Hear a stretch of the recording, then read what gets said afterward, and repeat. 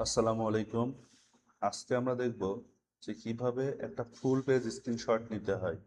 আমরা অনেক স্ক্রিনশট দিতে গেলে আমরা দেখি যে প্রিন্ট ট্যাবে ক্লিক করে আমরা নির্দিষ্ট পরিমাণের একটা জায়গা অনুপাতে স্ক্রিনশটটা নিতে পারি। আজকে আমরা দেখবো ঠিক এমনটা না, আমরা চাচ্ছিলাম পুরাপুরি একটা পেজ যেন স্ক্রিনশট হয়। যেমন আমরা যখন ওয়েবসাইট তৈরি করি সেই ওয়েবসাইটের অনেক কিছু আমাদের ফুল স্ক্রিনশট দিতে হয়। এই যে পুরো স্ক্রিনশটটা আমাদের লাগবে, বাট আমরা ফুল স্ক্রিনশট দিতে পারি না। আজকে ক্রোমের একটা এক্সটেনশনের সাথে আমরা পরিচিত হব, যেটার মাধ্যম দিয়ে আমরা চাইলে ফুল স্ক্রিনশটটা ক্যাপচার করতে পারবো। তো আমরা দেখি কিভাবে ফুল পেজ স্ক্রিনশটটা দিতে হয়।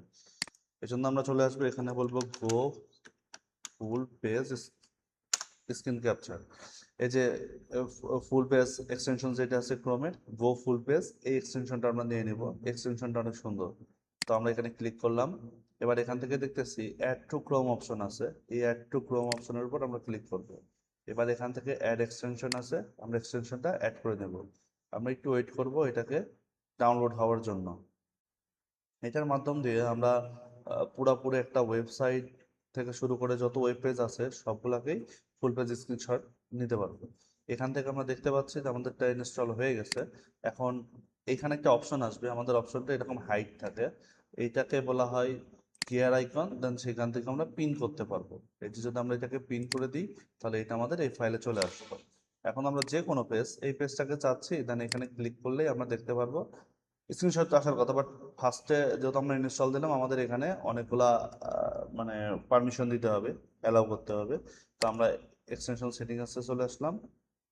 যদি এখান থেকে এভাবে না আসে তাহলে আমরা আরেকভাবে আসতে পারি, সেটা হচ্ছে আমরা এখান থেকে সেটিংস অপশনে আসবো।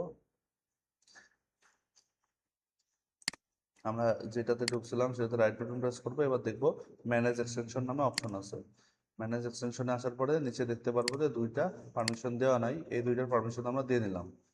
দেওয়ার পরে আমরা যদি এটাকে কেটে দিই, দেন আমরা নতুন কোনো একটা ট্যাবকে স্ক্রিনশট দিতে যাই, আমরা দেখতে পারবো ফুল স্ক্রিন ক্যাপচার হয়ে গেছে।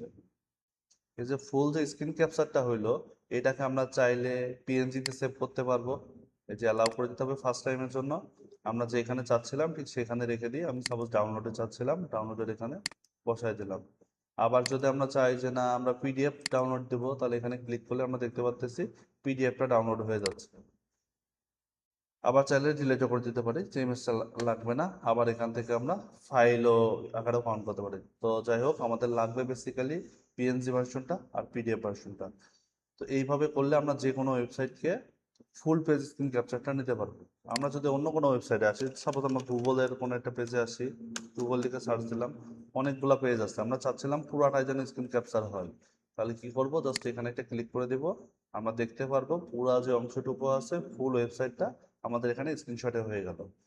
তাই এইভাবে আমরা চাইলেই ফুল স্ক্রিন ক্যাপচার করে যে কাউকে পাঠাইতে পারি বা যে কোনো মেথড দেখাইতে পারি। তো এটা ছিল আজকের বিষয়, যে কিভাবে ফুল ওয়েবসাইট আমরা স্ক্রিনশট নিতে পারবো। ওকে, ধন্যবাদ সবাইকে। আসসালামু আলাইকুম।